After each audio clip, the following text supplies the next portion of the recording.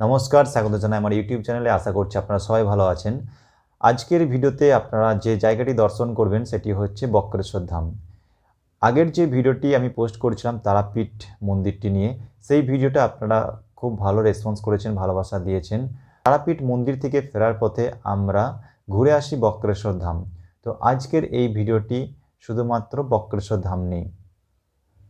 আর যারা যারা এখনও পর্যন্ত আমার চ্যানেলটি সাবস্ক্রাইব করেনি, প্লিজ চ্যানেলটি সাবস্ক্রাইব করুন। ভিডিওটি ভালো লাগলে প্লিজ আপনাদের ফ্যামিলি এবং বন্ধুদেরকে শেয়ার করুন।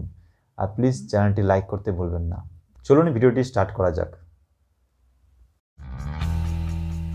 প্রথমে তারাপীঠ মন্দির দর্শন করার পর আমাদের কাছে অনেকটাই সময় ছিল, তাই আমরা ঠিক করি বাড়ি ফেরার পথে বক্রেশ্বর ধাম ঘুরে যাব। তো আমরা রওনা দিই বক্রেশ্বরের দিকে। তারাপীঠ থেকে বক্রেশ্বরের দূরত্ব হচ্ছে প্রায় 63 কিলোমিটার। এখানকার প্রবেশ মূল্য হচ্ছে পার পার্সন 5 টাকা।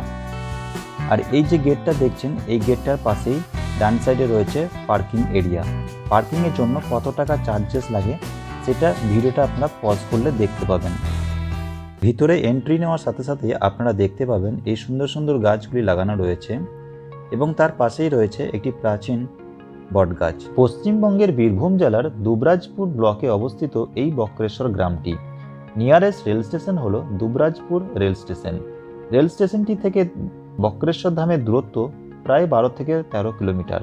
হাওড়া থেকে দুবরাজপুর আসার ট্রেন পেয়ে যাবেন ফুল এক্সপ্রেস, যেটি রয়েছে সকাল 6:45-এ, এবং বিকালে রয়েছে 4:25-এ ময়ূরাক্ষী এক্সপ্রেস। যদি আপনারা উষ্ণ প্রসবনে স্নান করতে চান তাহলে আপনাদেরকে এই রাস্তার দিকে আসতে হবে। এখানে দেখুন ভাগ করা রয়েছে পুরুষ এবং মহিলাদের জন্য। পুরুষের জন্য আপনাদেরকে বাঁ দিকে আসতে হবে। দেওয়ালের গায়ে এই যে সাইনগুলো দেখছেন, এগুলির প্রত্যেকটি একটি করে মিনিং রয়েছে।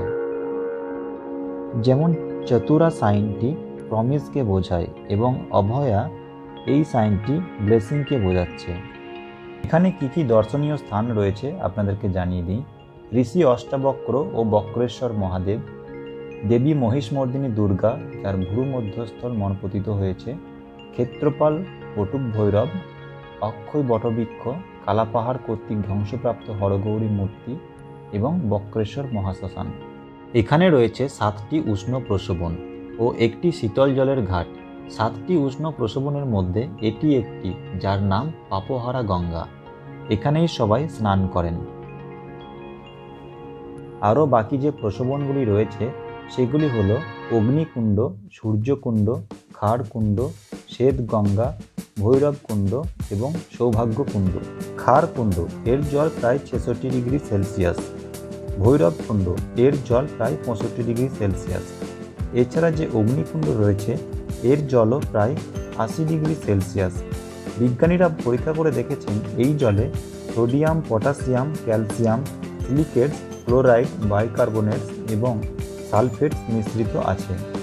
এছাড়া যে সূর্যকুণ্ড রয়েছে এর জলও প্রায় 61 ডিগ্রি সেলসিয়াস। এখন আমরা জেনে নেব এই জায়গার নাম বক্রেশ্বর কিভাবে হলো। ছন্দযোগ উপনিষদে কথিত আছে যে ঋষি অরুণীর এক আশ্রম ছিল, যেখানে বৈদিক পাঠ নিতেন তার কন্যা সুজাতা। তপবনের শিষ্যদের মাঝে একজন শিষ্য ছিলেন কাহরা। অরুণীর সম্মতিতে বিবাহ হয় সুজাতা এবং কাহরার। বিয়ের পরে অন্তঃসত্ত্বা হলেন সুজাতা। মায়ের গর্ভে থাকতে থাকতে বেদ জ্ঞান লাভ করতে থাকেন সেই শিশু। একদিন একসাথে বৈদিক পাঠ করছিলেন সুজাতা এবং কাহরা। সংস্কৃত উচ্চারণে ভুল করে ফেলেন কাহরা। মায়ের গর্ভে থেকে ভুল শুধরে দেন অনাগত শিশু। এত স্পর্ধা দেখে অভিশাপ দিলেন পিতা যে যখন এই শিশু ভূমিষ্ঠ হবে দেহে থাকবে মোট 8টি বক্র বা বাঁক। যথাসময়ে জন্ম নিলেন সুজাতার পুত্র সন্তান, কিন্তু বিফলে যায়নি পিতার অভিশাপ। দেহের মোট 8টি স্থান বাঁকা ছিল। সেই থেকে তার নামকরণ হয় অষ্টবক্র। এই অষ্টবক্র পরবর্তীকালে পিতার আশীর্বাদ পান এবং বীরভূম জেলার এই স্থানে এসে স্নান করেন এবং শিবের তপস্যা করেন। তারপর তিনি অভিশাপ থেকে মুক্ত হন। আর এই অষ্টবক্র নাম অনুসারে এই জায়গার নাম হয় বক্রেশ্বর। এখানে পুজো দেওয়ার জন্য পাণ্ডা নিতে পারবেন। উনি আপনাদেরকে সম্পূর্ণ দর্শনীয় স্থানগুলি ঘুরিয়ে দেখাবেন এবং পুজোর ব্যবস্থা করিয়ে দেবেন।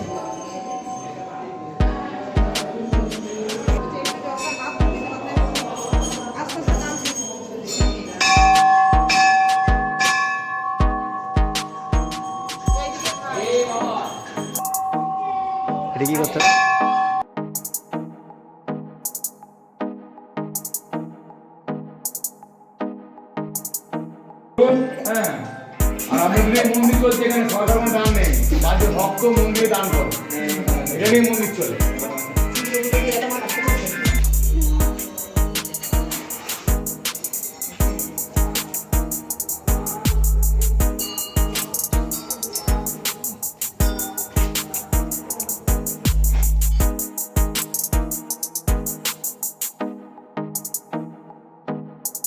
মন্দির থেকে বাইরে বেরিয়ে রাস্তার দুই ধারে এই রকম দোকান পেয়ে যাবেন, যেখান থেকে ঘর সাজানোর জিনিস কিনতে পারবেন। এই বক্রেশ্বর ধাম কারা কারা এসেছেন কমেন্ট করে জানাবেন। আর আমার এই ইউটিউব চ্যানেলটি সাবস্ক্রাইব করতে ভুলবেন না।